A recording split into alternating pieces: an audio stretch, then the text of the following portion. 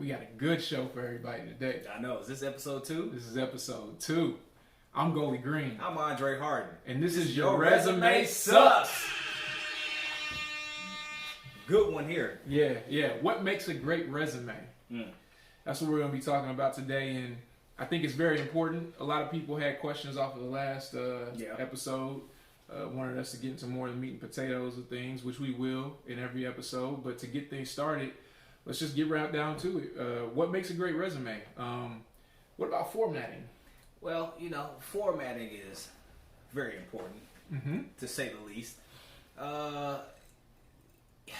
It's kind of hard to really say if it's a cookie cutter thing or, everybody tries to format their resume to their style, to their taste, and, all that stuff. They think they have a good resume and then you really don't. It's kind of like you put too much into it, not enough into it. The order, you're using text box, the colors, all this type of stuff. You try to get a little bit too fancy with it. And, keeping it simple, is... KISS.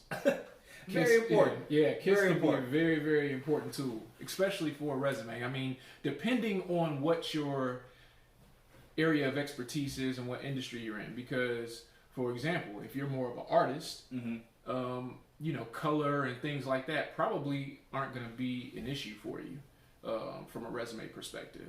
But for the average business person, you want to probably tone it down a bit, stay away from color. You want to stick to your basics, just like a suit is what I would say. Right.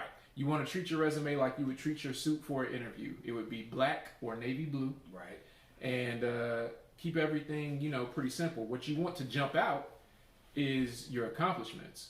That's what you want to jump out. But formatting wise, you want to make sure that you keep, the color to a minimum. It's definitely not something you want to be, Right, because the more you add to it, the more people just get lost in what it is that you're actually trying to convey. If you have a resume and that's a show production, I may be getting caught up in what you have going on color-wise and all this. You have all the stuff in the margins. Yeah, it throws your attention off. I'm not even getting to what, I'm supposed to be looking for. I'm actually passing your resume over to my colleague and saying, hey, look at this. Look at this. This guy's got pink and yellow and stuff on. Terrible. It's awful. Terrible. Who even came up with this? And then he put text box all over. Oh. That is a pet peeve of mine. It's a big no-no. With text box. I can't stand it. And reason why I can't, because for formatting resumes, we take resumes over and destroy them anyway and get them prepared for our client. Text box is one of the most annoying formats out there, to where you got to copy and paste. It may not copy over correctly and all this type of stuff. And it is a big headache. Even for formatting, when you're paying attention to the details, some of the margins and dates and all that can be off because it just doesn't look right. Yeah, that's definitely true. When you have heavy formatting on a resume, especially if you're using a recruitment agency, it takes a lot of time to clean that stuff up. But the thing that's more important for you is you're going to have issues getting your resume to be able to be parsed into the ATS. Yeah. That's the biggest issue. That's the problem for you. If you apply to a position and you've got heavy formatting on your resume, when a resume parser takes it, a lot of times it won't be able to pull that data off of the resume if it's in, numerous text box, if you've got cells built into there and all these different things. And it's really frustrating because you would think, as a person writing a resume, if you've used any of those resume tools that Word has and whatnot, you're probably thinking, man, this is great. It looks phenomenal. And it probably does. Right. It probably does look really good. But, it just doesn't meet the expectation of what an ATS uses, because those things are very dumbed down systems. They're just trying to get the data. So, you do a better job of, keeping your formatting to a minimum and investing more time into writing, better descriptions and better information about what your accomplishments are within your resume. But you definitely have to look at the formatting first, because that's you got to pick something that you're going to enter your information into. So the formatting is the first thing you want to look at and make sure that you've got it figured out what works for you in your industry. Yep, and with that, brings top of the resume, because most people are searching. Do they use a professional summary or an objective? Let's talk about that. It's pretty funny to me. Professional summary or objective? Tell me now. When would I use an objective versus a professional summary? If you don't have anything in your career, what are you summarizing? Yeah, if you don't have any experience, you can't have a professional summary. It's pretty basic. It's pretty, cut and dry when it comes to that. I know some things, but in the same breath, if you're entry level, I know you're entry level and you're looking for a position. Let's come up with something a little bit more dynamic than say an entry level such is looking for a position, blah blah. At that point, you don't even need to put that on the resume. We understand that. Let's dive in a little bit more about, professional summaries and objectives. Yeah, that's definitely something. I mean, I think because you can actually really capture attention at this point if you write it well. But if you write a professional summary or an objective, and it's the most basic information like team player looking to join an organization in the job of blah. Right. You might as well have not even used that space for a professional summary Correct. or an objective. You want to have something in there that really, makes a person want to read more information. If you're a leader, you want to talk about how you're charismatic, right? How you have the ability to galvanize the troops within the office and get people to, get behind things. How you can influence, different types of initiatives within a corporate structure. How you can work within matrixed environments and bring everything together, be the glue for things.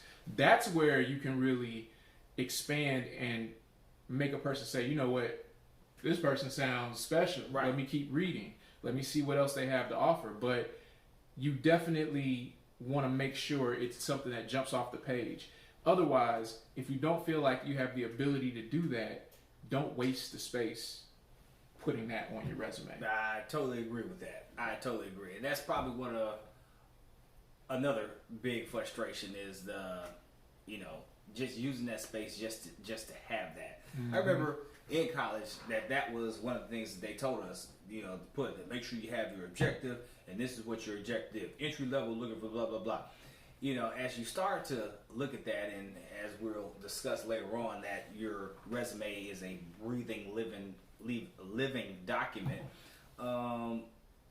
That objective and attention grabbing sentence needs to be a little bit more dynamic than just that. And I didn't really pay attention to that in my younger years, but I did learn that from actually my first job. It said, hey, you got 2, 3, 5 years experience now.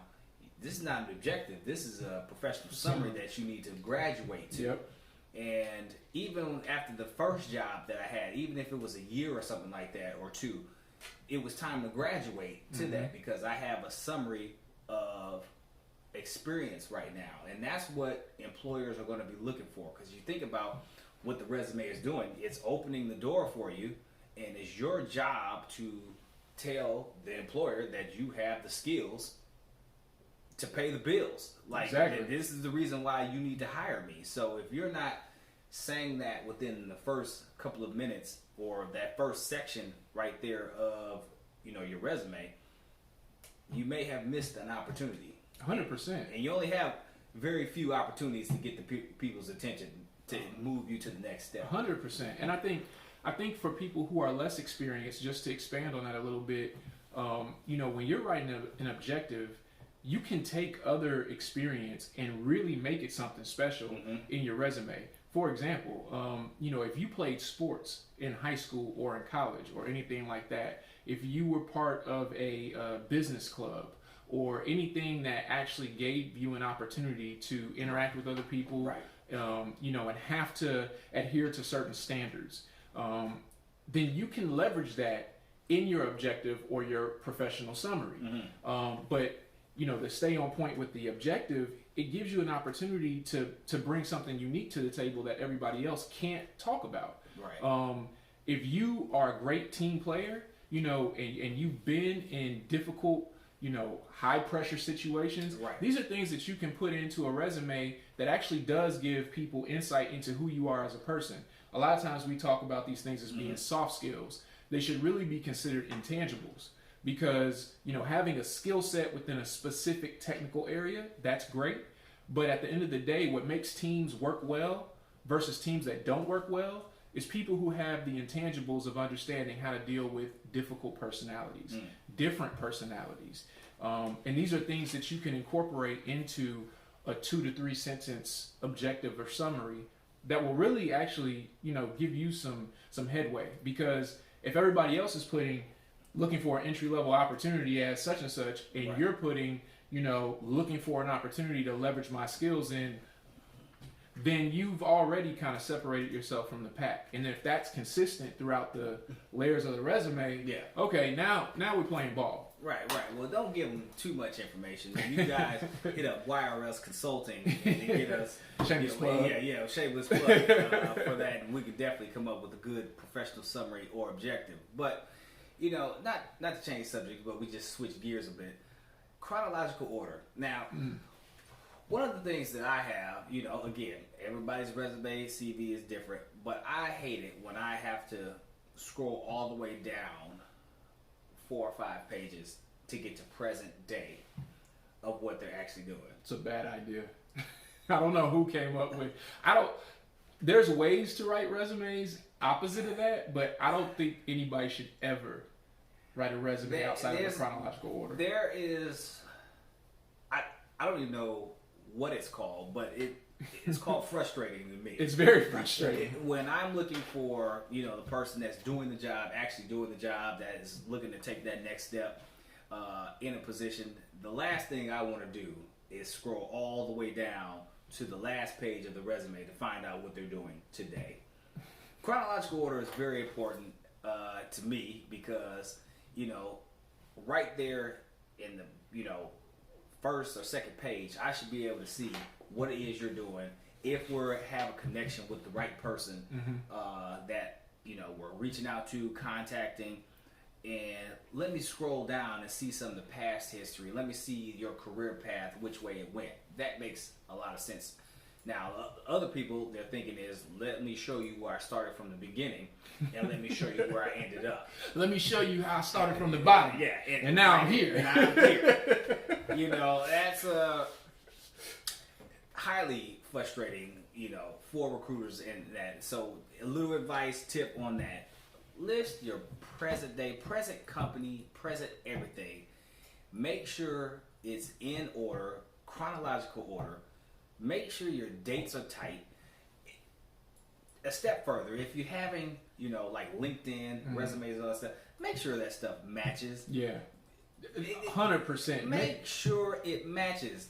If you're a contractor, whether you're a professional, make sure the dates match wherever you have your stuff posted. Yeah, and this brings up the attention to detail. And we'll get back to chronological order, but attention to detail is so important.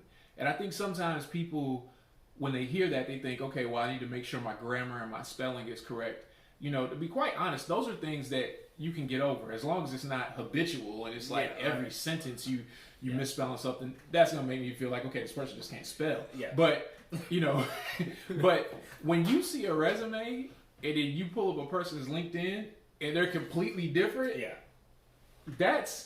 it just doesn't make sense, especially if you applied to something. Even if you are lying, you should be smart enough to change your information, so at least matches so the lie is believable. Exactly. Like, help me believe you, man. Like, don't just make it that bad. Right. But, I mean, it's, paying attention to detail, making sure that both profiles match, and that they have information that, is parallel to one another. Because they shouldn't be the same.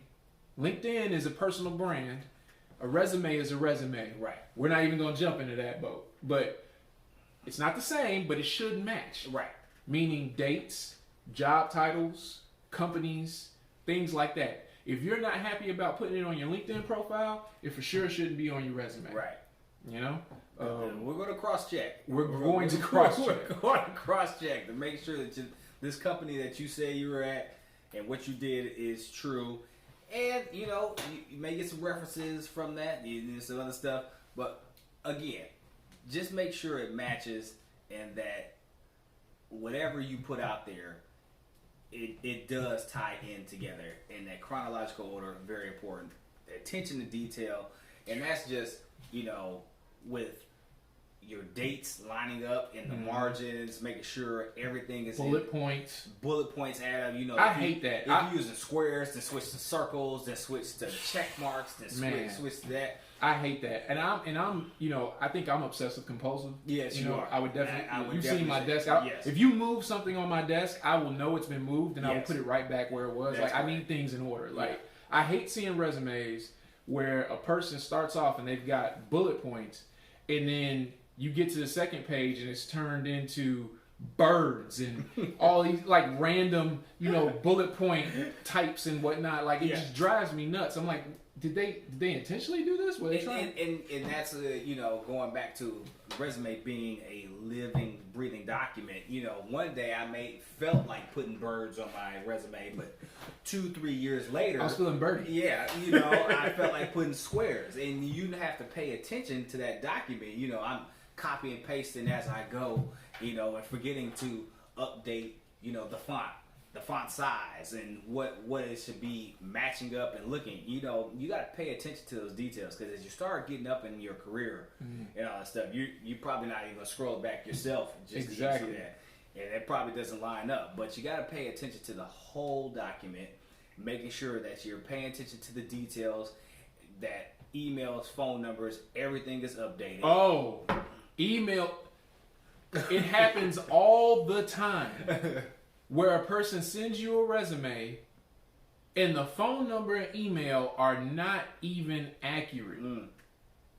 You try to call them, and you're talking to somebody in Tennessee when I was actually trying to talk to somebody in Houston, Texas. Like that does happen, and I've even seen it to where it is outdated on the resume, but the profile that they may have on Career Builder or RigZone has the accurate information, but it doesn't match the resume.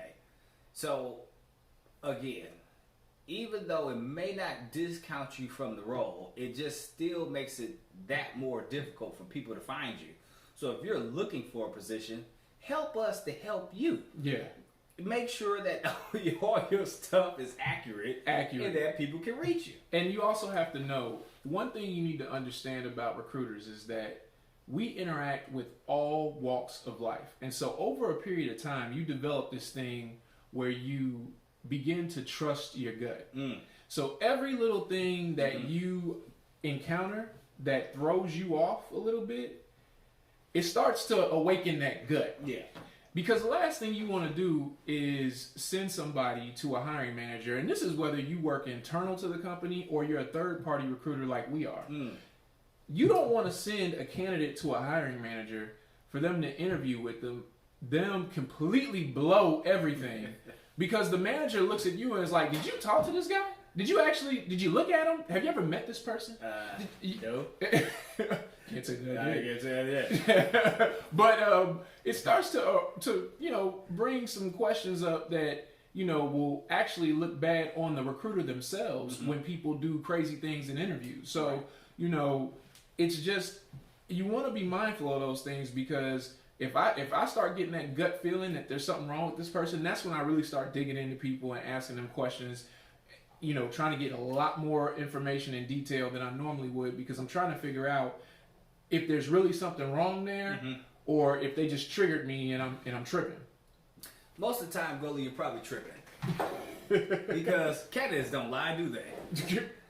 Of course not.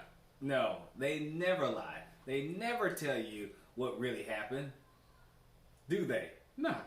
They don't do that. Yeah, they don't do that. They don't do that. So don't follow your gut. No, don't trust your gut. But, you know, I think this is a great starting point for your, you know, turning your resume from bad, ugly, good to great, that we have this conversation. And this is just part one. Let me tell you, there is so much that we're about to dive into in the next couple of episodes. I think we may even have a guest or two on the episode to talk to us about this. Yeah. Because we do have some other people, other frustrations and stuff that we probably haven't even considered right now that we're even preparing for. But this conversation is definitely something that we're going to, help you to blow the dust off your resume, get it up to date, at least have you take a look at it to see if you're on par with these different things. Mm-hmm. And, episode 2, I know we're jumping in some hot topics that you like. A lot more. We're going to teach you the method of how you can be successful on the resume, the real method, not just putting your responsibilities and whatnot, the SMART method, not SMART goals. So don't try to look it up and figure it out because this was created by us. It's a proprietary.